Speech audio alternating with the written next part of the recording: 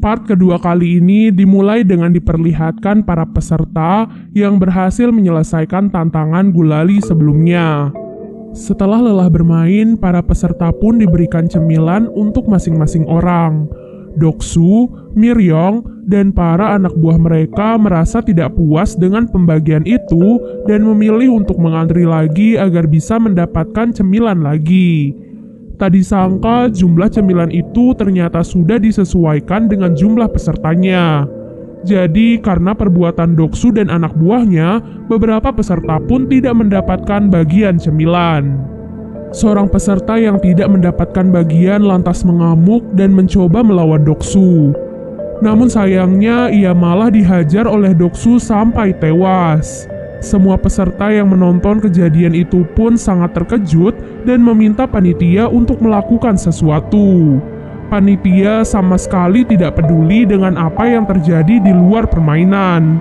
Yang ada mereka malah menampilkan bahwa dengan tereliminasinya seorang peserta, maka hadiah uangnya akan semakin bertambah.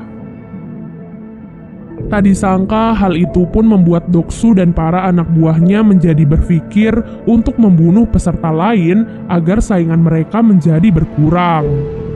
Tanpa sadar, para peserta pun mulai terbagi menjadi beberapa kubu. Mereka pun saling bekerja sama untuk mempertahankan anggota-anggota di dalam kubu mereka. Di waktu yang sama, terlihatlah seorang peserta yang sedang melakukan sesuatu dengan beberapa panitia secara rahasia. Rupanya peserta itu adalah seorang dokter dan beberapa panitia di sana melakukan suatu kejahatan yang tidak diketahui oleh sang penyelenggara.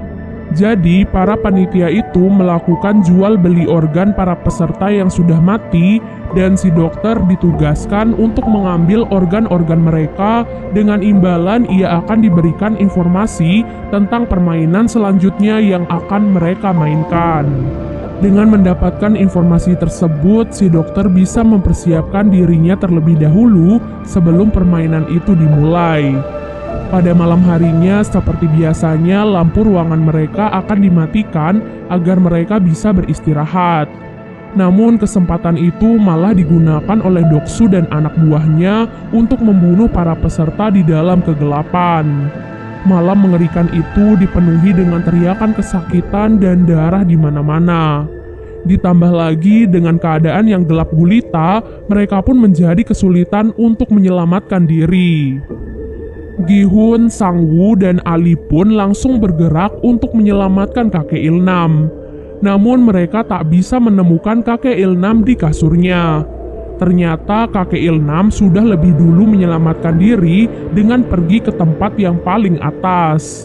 Dari posisinya itu, ia berteriak meminta para peserta untuk berhenti saling membunuh satu sama lain. Di saat itulah para panitia pun datang dan mengamankan situasi. Ruangan itu terlihat sangat berantakan dengan mayat yang berserakan. Mayat-mayat itu kemudian dibersihkan dan dipindahkan oleh panitia tersebut. Singkat cerita, keesokan harinya mereka pun dikumpulkan kembali untuk mengikuti permainan selanjutnya. Kali ini mereka diminta untuk membuat tim yang berisikan 10 orang. Si dokter yang sudah mengetahui permainan pun sengaja memilih Doksu dan anak buahnya sebagai timnya karena permainan yang akan mereka mainkan adalah tarik tambang. Sementara Gi-hun dan peserta lain yang tidak tahu apapun memilih teman-teman terdekat mereka dengan random. Bahkan tim Gi-hun dipenuhi oleh 3 wanita dan 1 kakek-kakek. Alhasil, tim itu pun menjadi sasaran empuk bagi tim lainnya. Tarik tambang yang akan mereka mainkan bukanlah tarik tambang biasanya. Mereka akan bertanding di atas ketinggian sehingga salah satu tim yang kalah pastinya akan jatuh dan tewas.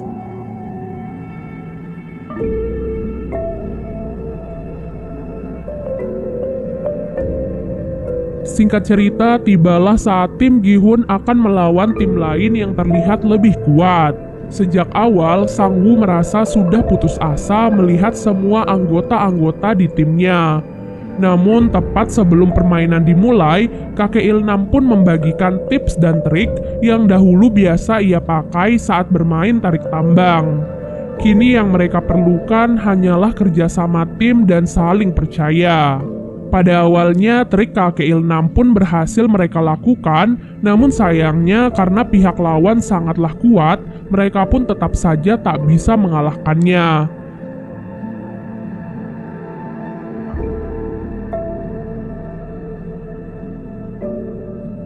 Sampai di detik-detik terakhir, Sang Wu pun memimpin para anggota tim untuk melakukan langkah berani. Ia menyuruh mereka semua untuk maju 3 langkah. Hal itu dilakukan agar tim lawan otomatis terjatuh.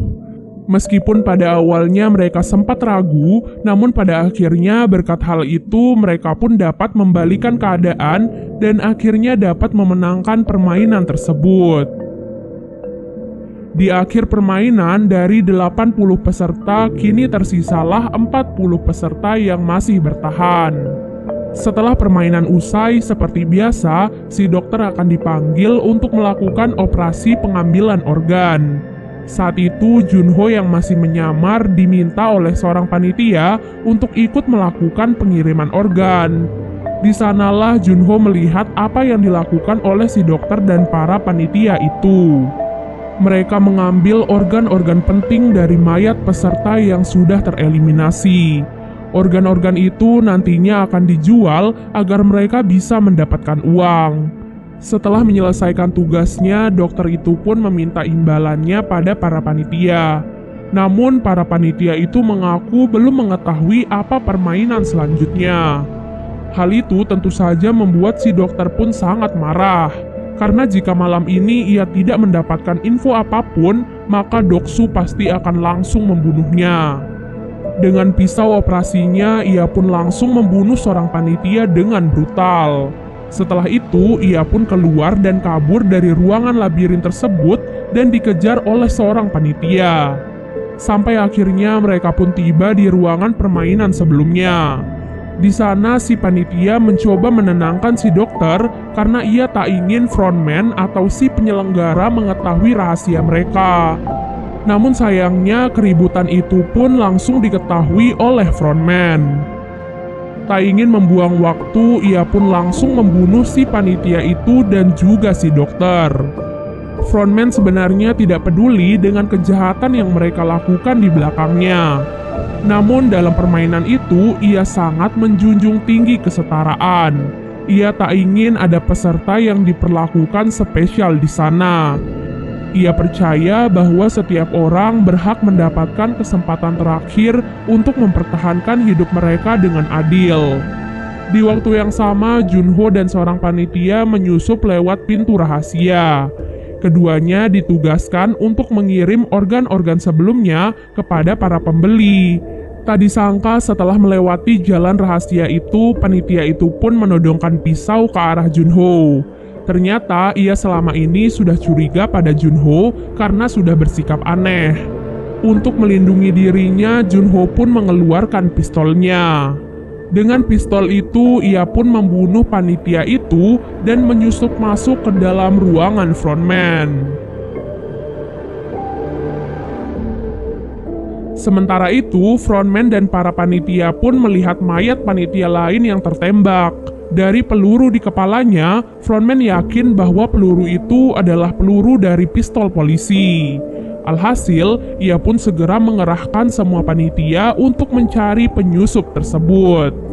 Sementara itu, Junho yang menyusup ke dalam ruangan frontman mencoba untuk mencari tahu informasi tentang kakaknya.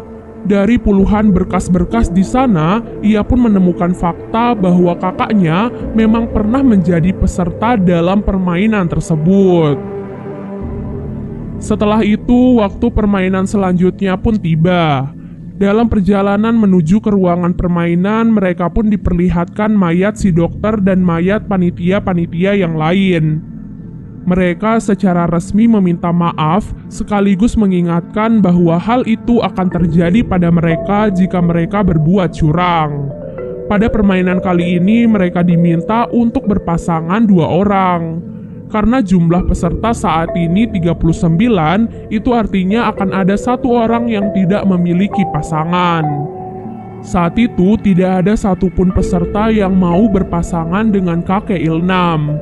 Mereka takut jika di permainan kali ini akan membutuhkan kekuatan. Karena merasa kasihan, Gi-hun pun memutuskan untuk berpasangan dengan kakek Ilnam. Pada akhir pemilihan pasangan, tersisalah Miryong yang tidak mendapatkan pasangan. Karena hal itu, ia pun dibawa oleh para panitia ke ruangan lainnya. Di ruangan permainan, masing-masing peserta diberikan satu kantong yang berisi 10 kelereng. Dalam waktu 30 menit, peserta yang mendapatkan 20 kelereng di akhir permainan akan dinyatakan menang.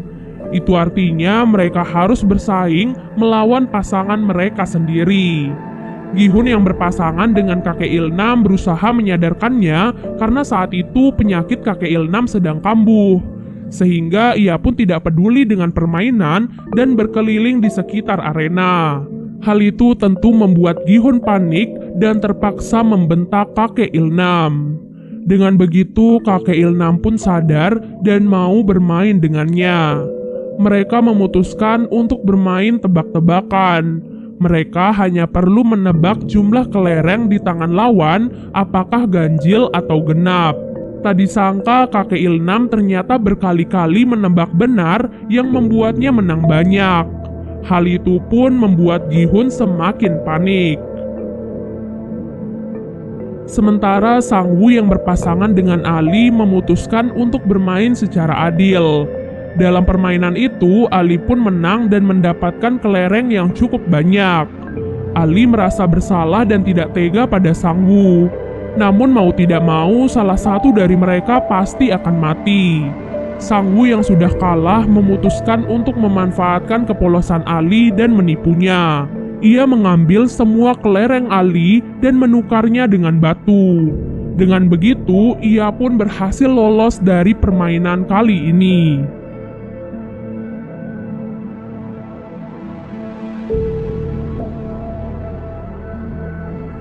Di sisi lain, Sebyok yang berpasangan dengan seorang wanita bernama Ji-young memilih untuk menghabiskan 30 menit mereka untuk mengobrol. Dari sana, Ji-young pun menyadari bahwa Sebyok lebih pantas untuk selamat daripada dirinya. Mengingat Ji-young selama ini hidup sebatang kara dan tidak ada satupun orang yang akan menunggunya bebas. Oleh sebab itulah, ia pun memutuskan untuk mengalah dan membiarkan Sebyok lolos dari permainan itu.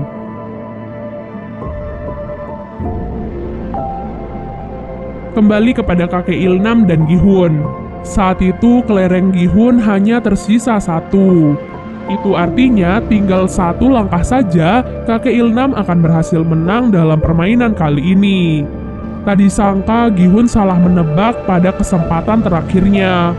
Namun karena penyakitnya, kakek Ilnam pun lupa apa tebakan dari Gi-hun. Karena hal itu, Gi-hun pun mengganti tebakannya sehingga ia pun berhasil menang.